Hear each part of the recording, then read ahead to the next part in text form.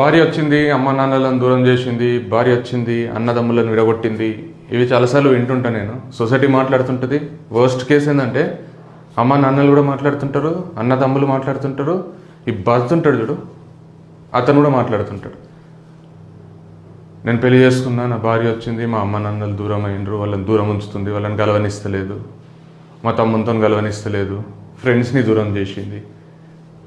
కాదు, ఏమన్నా మెంటలా? అంటే మైండ్ ఏమైనా కంప్లీట్గా ఖరాబ్ అయిపోయిందా?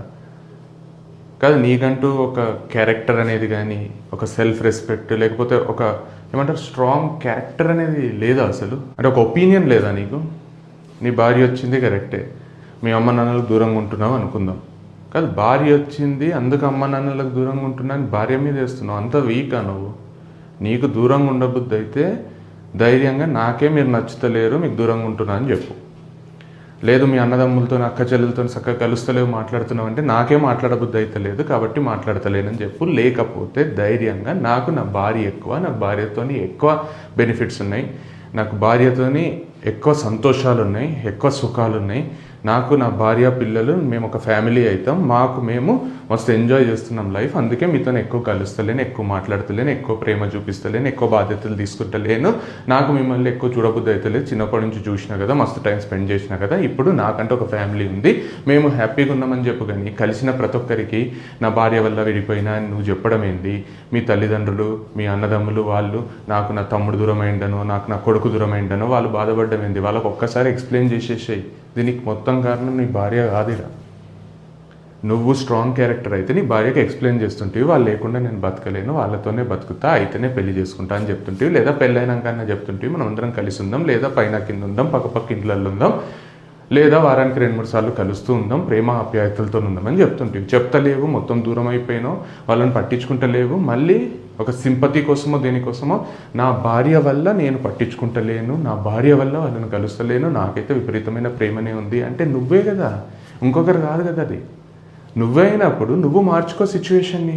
చేతగానులాగా హెల్ప్లెస్ సిచ్యువేషన్లో నువ్వుండి నీకు ఎట్లా బ్యాలెన్స్ చేయాలో నీకు తెలవక మొత్తం ఇంకొకరి మీద వేసేసి దులుపుకొని నీకు ఏమంటారు అది రిగ్రెట్, గిల్ట్ లేకుండా చేసుకొని హ్యాపీగా ఇంకొకరిని బద్నాం చేస్తూ సొసైటీలో హ్యాపీగా బతుకుతున్నావు. దాని బదులు ముందే కన్విన్స్ చేసి పెళ్లి చేసుకునేది ఉండే, లేకపోతే పెళ్ళైనాకైనా కన్విన్స్ చేసేది ఉండే, లేకపోతే బ్లేమ్ నువ్వు తీసుకో. బ్లేమ్ అని అన్నాను, నువ్వు తీసుకో. ఒక లైఫ్ కదా, పుడతారు చచ్చిపోతారు, వాళ్ళు చచ్చిపోతారు, నువ్వు చచ్చిపోతారు, రేపొద్దున నీ పిల్లలు కూడా నిన్ను వదిలేసి వాళ్ళ లైఫ్ వాళ్ళు బతుకుతారేమో, అప్పుడు వాళ్ళు కూడా వాళ్ళ భార్యల మీద వేసుకుంటారేమో. అంటే భార్య అనే ఒక క్యారెక్టర్ ఉత్తగా దొరికిందా లైఫ్లోకి? వస్తాను నా భార్య వల్ల వదిలేసిన. నీ భార్య వల్ల వదిలేసినా కూడా, నీ భార్య వల్ల వదిలేసినావంటే నువ్వేమన్నా నిస్వార్థపరుడివా? నీకు ఇక్కడ ఏ బెనిఫిట్ లేనిదే వదిలేసినావా? ఇక్కడ ఏవో అంతకంటే ఎక్కువ బెనిఫిట్స్ వస్తున్నాయి కాబట్టి వదిలేసినావు. దాన్ని సింపథైజ్ చేసి చెప్పుకున్నాడు, దాన్ని ఒక సానుభూతి కోసం వాడుకున్నాడు ఎంతవరకు కరెక్ట్? తాగి ఫ్రెండ్స్తో చెప్పుకుంటావు, ఎప్పుడైనా పండగలకు పబ్బాలకు కలిసినప్పుడు నీ అన్నదమ్ములతోని, నీ కజిన్స్తోని, నీ పేరెంట్స్తోనే చెప్పుకుంటావు. లేదమ్మా నాకు మీ దగ్గరనే ఉండాలని ఉంటుంది, అయితే కూడా నా భార్య ఒప్పుకుంటలేదని ఆమెను ఇంకా ఈ స్టేజ్లో పెట్టేస్తావు. ఏంది ఇది? మళ్ళీ ఆమె ద్వారా ఆమె వల్ల నీకు లవ్, ఎఫెక్షన్, రెస్పెక్ట్, కేర్ అన్నీ కావాలి.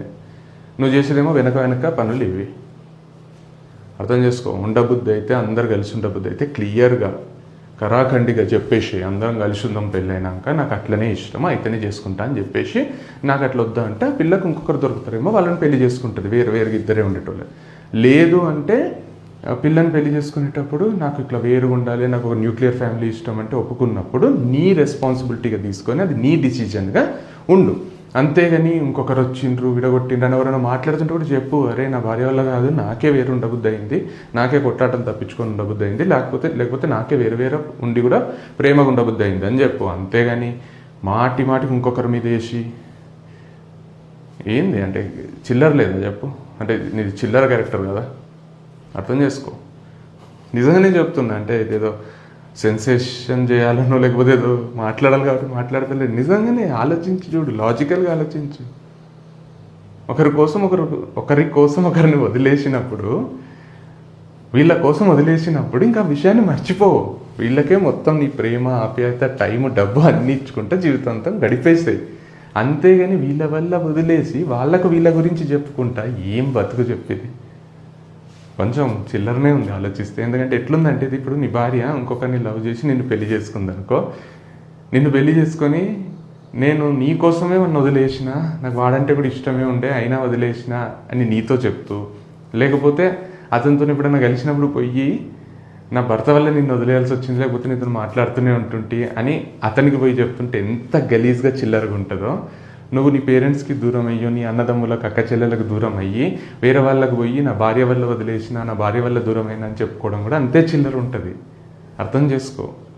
నువ్వే ఆలోచించినావు, నీకు ఏది కావాలో నువ్వు చూస్ చేసుకున్నావు. అవ్వ కావాలి బువ్వ కావాలంటే కుదరదని ఏదో ఒకటి చూస్ చేసుకున్నావు. రెండింటిని బ్యాలెన్స్ చేసే శక్తి నీకు ఉండింటే అమేజింగ్ ఉంటుండే లైఫ్.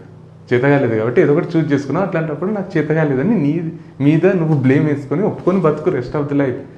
ఎంతకాలం అంటే ఇంకొకరిని పాయింట్అవుట్ చేసి బతుకుతావు. అండ్ ఈ భార్య కరెక్ట్ అని అయితే చిల్లర చేస్తూనే ఉంటావు ఎక్కడ పడితే అక్కడ. కొంచెం రెస్పెక్ట్ అప్పుడు నీకు తిరిగి రెస్పెక్ట్ కూడా వస్తుంది. ఈ వీడియోకి ఇంత thank you so much. I'm Krishna Chaitanya Reddy. Bye.